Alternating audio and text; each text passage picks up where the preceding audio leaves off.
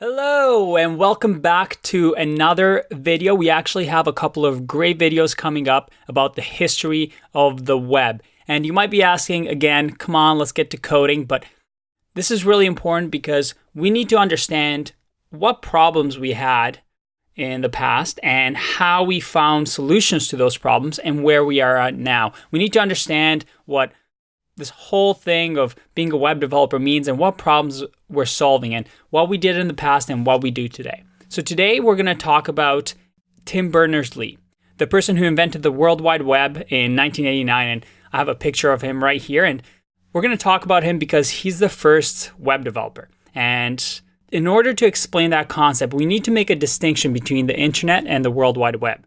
So if I go into my Google Chrome here, I have this website that I'll share in the links below. It's really, really good if you kind of want to get a history lesson.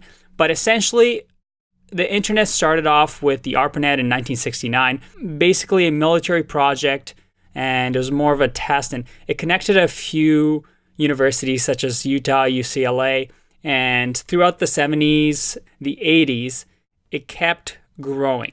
But there was one problem that they had, and that was essentially for the academics. They needed a way to share documents. And up until the World Wide Web existed, the internet was there, but it was really, really hard for computers to communicate with each other, to share academic papers between each other. Most of the time, each computer had their own way of doing things. You can think of this as languages. So it's kind of like communicating with people from different countries and a language that you don't know.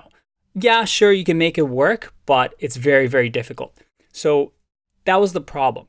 And Tim Berners-Lee, what he did, and he was working at CERN at the time, he actually created the World Wide Web. And what the World Wide Web is, it's the www that we see whenever we type in google.com over here, is a common language that computers can speak.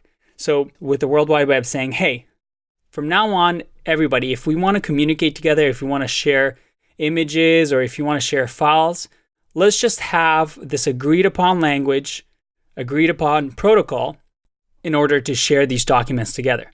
So that's what it is. The servers, the HTML, CSS, and JavaScript, the browsers all work on top of the World Wide Web. So you can think of it as the internet is your phone and the World Wide Web is Instagram that runs on your phone. So it's essentially a decentralized application. Now, very, very cool. How is Tim Berners-Lee the first web developer? Well, he actually created the first browser and the first server.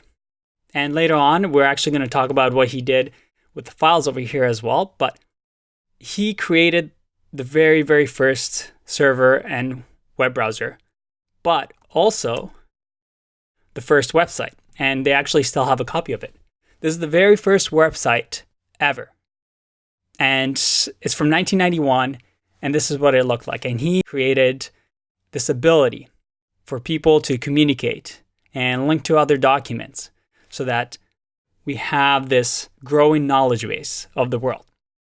In the next lesson, we're going to be talking about the history of these files, what they mean, what problem they solved, and how they came to be. I'll see you in the next one. Bye-bye.